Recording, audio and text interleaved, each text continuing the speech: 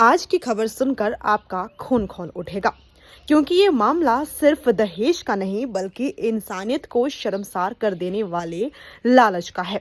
हिमाचल प्रदेश के बिलासपुर में एक बेटी के सपनों को उस वक्त कुचल दिया गया जब शादी से ठीक एक दिन पहले दूल्हे पक्ष ने कथित तौर पर आलीशान फ्लैट और लग्जरी गाड़ी की डिमांड रख दी। और जब लड़की के पिता ने हाथ जोड़कर अपनी मजबूरी बताई तो आरोप है कि दूल्हे पक्ष ने बारात लाने से ही इनकार कर दिया। सोचिए, जिस घर में शहनाइयां बजनी थी, जहां बेटी दुल्हन बनने के सपने देख रही थी, जहां मेहमानों की चहल पहल थी, वहां अचानक मातम जैसा माहौल छा गया। पीड़ित पिता नरेंद्र पंडित का आरोप है कि उन्होंने बेटी की शादी के लिए अपनी जिंदगी भर की कमाई दांव पर लगा दी। करीब 30 से 40 लाख रुपए शादी पर खर्च किए गए, सोने चांदी के गहने दिए गए, कीमती तोहफे दिए गए, दूल्हे पक्ष का पूरा मान सम्मान किया गया, लेकिन लालच इतना बढ़ गया कि रिश्ते भी छोटे पड़ गए। आरोप है कि शादी से एक दिन पहले फोन आया और कहा गया, अगर फ्लैट और लग्जरी गाड़ी नहीं दी तो बारात नहीं आएगी। क्या बेटियों की शादी रिश्तों से नहीं बल्कि पैसों और प्रॉपर्टी से तय होगी?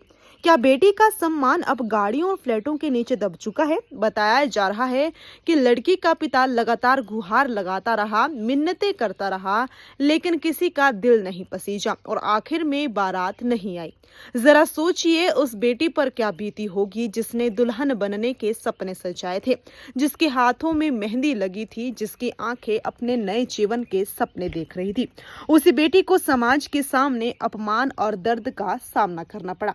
ये सिर्फ एक परिवार की कहानी नहीं है, ये उस कड़वी सच्चाई का चेहरा है जहां आज भी कुछ लोग शादी को रिश्ता नहीं बल्कि सौदा समझते हैं।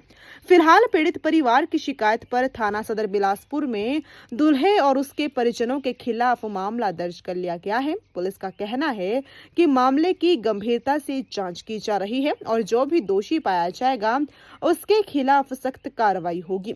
लेकिन सवाल अब भी वही है, आखिर कब तक बेटियों के पिता इस लालच के आगे टूटते रहेंगे?